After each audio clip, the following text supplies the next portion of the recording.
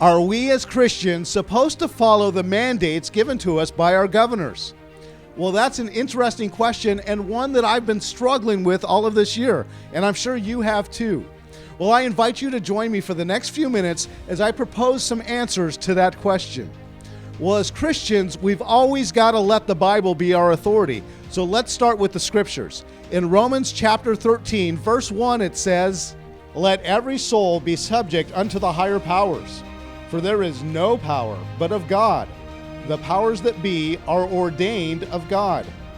Whosoever therefore resisteth the power resisteth the ordinance of God, and they that resist shall receive to themselves damnation."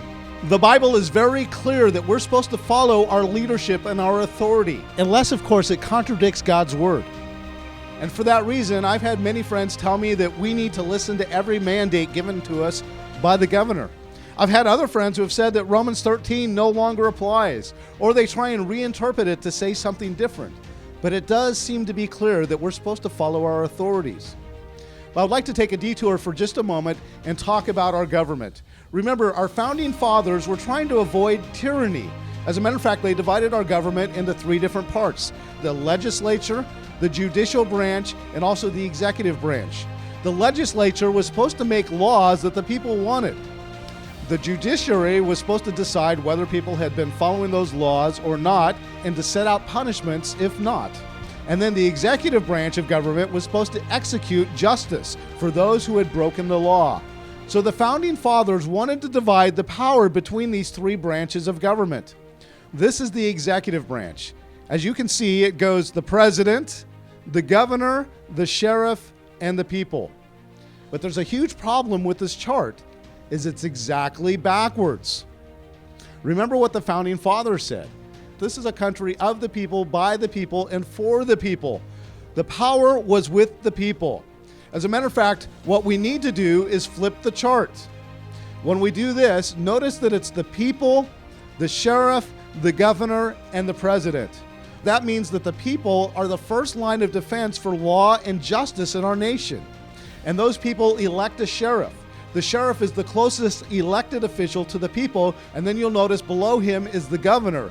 The governor is responsible for the affairs of the state, and then below him is the president. And the president was responsible for protecting the country from foreign enemies and also overseeing interstate commerce. So as you can see, the United States of America is completely different than any other country in history. The power is in the people. Okay, now remember what I said about it's the legislative branch of the government that is supposed to make law. The governor, as an executive of a state, cannot make law. However, most states have a clause that say during times of emergency, a governor can make mandates that we're supposed to follow, but that's only for a short time. Matter of fact, in our state, it's only for 30 days. So when you think about it, these mandates being made by the governors aren't even constitutional. So now think about what's going on with these unconstitutional mandates. People are losing their jobs, they're losing their businesses, churches are not meeting, parents cannot support their kids, suicides are going up, drug use is going up. So my journey that began with the question, are we as Christians supposed to follow the mandates given to us by our governors, has actually ended with the realization that by participating in these illegal, unconstitutional mandates, I am actually aiding and abetting evil. I'm actually participating in the destruction of people's lives. But what do we do about the virus? As Christians, we're supposed to love others, right?